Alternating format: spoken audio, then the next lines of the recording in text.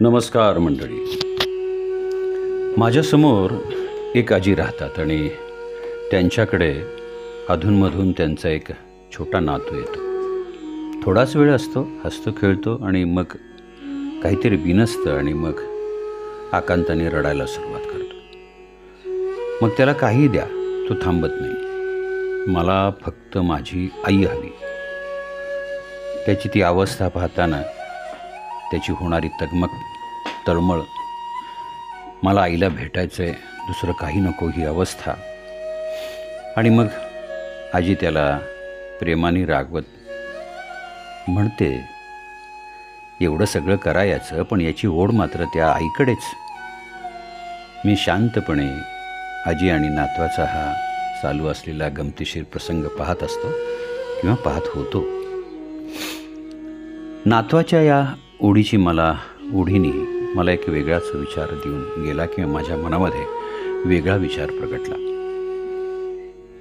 माणूस जन्माला येण्यासाठी सुद्धा अशीच त्याला ओढ लागत असेल का? भगवंताकडे तो अशा पद्धतीने हट्ट करत असेल का? 84 लक्ष योनी फिरून मानवाच्या जन्माला आता तरी तू घालावस असा हट्ट करत असेल का? कारण इतर सगळ्या योनी जरी फिरल्या तरीसुद्धा त्या जीवात्म्याला स्वतःचा उद्धार करून घ्यायचा असतो ना. म्हणजे जसं एकदा हे रडणारं मूल जर आईच्या कडेवर जाऊन बसलं की क्षणात 2 मिनिटापूर्वी असलेला आकांत संपतो, रडणं थांबतं.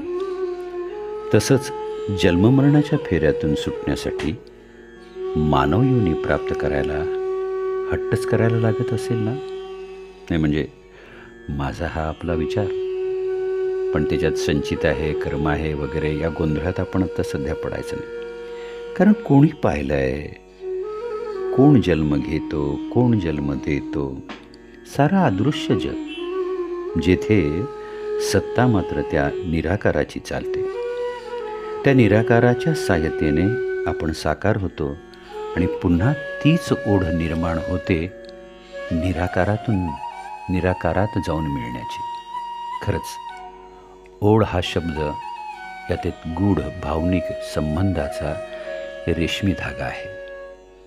आपल्या अंतःकरणातून येणारी तीव्र इच्छा, प्रेम, आकर्षण, तळमळ म्हणजे ओढ. ही ओढ कधी एखाद्या व्यक्तीकडे असते तर कधी आत्मज्ञानाची. आपल्याला ईश्वराची भेट घडायला हवी, मला गुरु भेटायला हवेत. आपल्या मनानं हीच तगमग किंवा आपल्या मनात हीच तगमग आणि तळमळ हवी. आपण संतांची चरित्र वाचतो.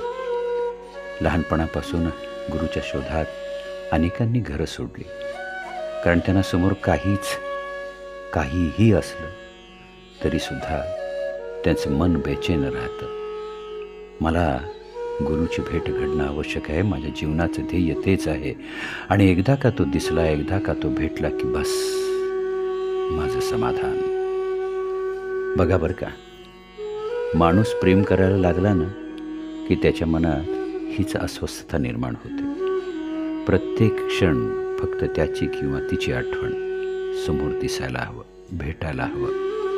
अनेक वेळा ही ओढ अनाकलनीयरित्या तुम्हाला जर मतीमध्ये किंवा त्याच्यातल्या गूढार्थ जर कळला तर मात्र या ओढीचा अर्थ बदलतो.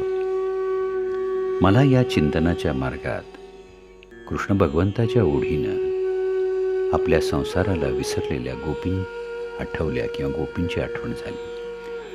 नुसता बासरीचा स्वर कानी पडला की त्या जशा असतील तशा त्या स्थितीत, ना वस्त्राचं भान आहे, ना केस माळलेले आहेत, ना गळ्यात काही आहे, किंवा पोर पाजत आहेत, किंवा नवऱ्याला वाढतायत, किंवा दूध काढतायत, किंवा अजून स्वयंपाकघरातली कामं करतायत, त्या सगळं सोडून कृष्णाकडे जायच्या. केवढी निर्भयता होती. कोणत्याही जनप्रवादाकडे लक्ष न देता, त्याचा विचार न करता फक्त एकच ओढ, मला कृष्णाला भेटायचं आहे.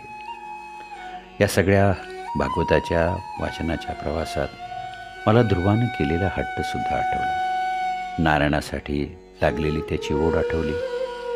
नारदाचा सुद्धा जन्मामध्ये नारदांनी केलेले कष्टही कळले. प्रल्हादाने आपल्या सकल शारीरिक भोगांना स्वीकारत मनात फक्त नारायणाची ओढ कायम ठेवली. मग अशी अनेक उदाहरणं माझ्यासमोर यायला लागली. राधा आहे, मीरा आहे, कान्होपात्र आहे आणि सकल संतांची मांदियाळीसुद्धा आहे. ज्ञानोबापासून ते आत्तापर्यंतच्या सर्व संतांना त्यांची विठ्ठलाबद्दलची ओढ ही अमर्याद होती. हे कोणीच ओढीच्या भावनेतून सुटले नाही, कारण ही ओढच तर भक्तीची खरी पायरी आहे.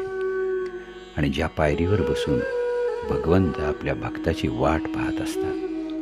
इतके वर्ष गेली पण तू अजून मला भेटला नाहीस, तुला माझी ओढ लागली नाही. खरं तर ही ओढ आपल्याला आपल्या दैवताकडे ओढत असते. ज्ञानाच्या ओढीतून आत्मज्ञानाचं दालन उघडतं. ध्यानाच्या ओढीतून शांततेची, समाधानाची जोड प्राप्त करत मन इतकं स्वस्थ होतं की त्या ओढीतूनच आपल्याला आपला स्वतःचा, सत्याचा, आत्मोन्नतीचा किंवा स्वला जाणण्याचा मार्ग सापडतो. जेव्हा ओढ आहे तेव्हाच तर आध्यात्मिक उन्नती आहे. मित्रांनो, मला ओढ भगवंत प्राप्तीची लागायला हवी. अनेक वेळा मानव केवळ सत्ता, संपत्ती, मान आणि इतर नाती, इतर विषय या ओढीने सारखा पळत सुटतो आणि त्या ओढीच्या ओढाताणीत स्वतःचं स्वास्थ्य, आरोग्य, मानसिक सगळ्याच बाबतीमध्ये जीवनातला अर्थ हरवून बसतो. अजूनही वेळ गेलेली नाही. ज्या क्षणी आपल्या मनात त्या परमेश्वराची ओढ निर्माण होईल तो आपला पुनर्जन्म आहे. आणि तो आपला पुनर्जन्म आहे असंच समजायला हवं, कारण इथून तर पुढे खरं जीवनाचा प्रवास सुरू होतो. कारण ओढीतूनच ध्येय साध्य होत असतं. आपल्या मनात भगवंत प्राप्तीची ओढ निर्माण करायची म्हणजे संत जसे सारखे त्या भगवंताचे नाम घेतात, प्रियकर जसा आपल्या सखीचं नाव घेतो, ते नाम सतत घ्यायला हवं. तेव्हा आपोआप आपलं हृदय भरून येईल आणि भगवंताला सुद्धा तुमच्या भेटीची ओढ लागेल. मग भेटूया ना आपल्या जीवाच्या जीवाला, मारूया ना त्याला अंतःकरणापासून हाक, घालूया ना त्याला प्रेमाची साथ. बघा बरं तो कसा तुमच्या साधीला प्रतिसाद देईल. म्हणून तर म्हणायचं आहे अगदी मनापासून, जय श्रीराम, श्री स्वामी समर्थ, श्री स्वामी समर्थ.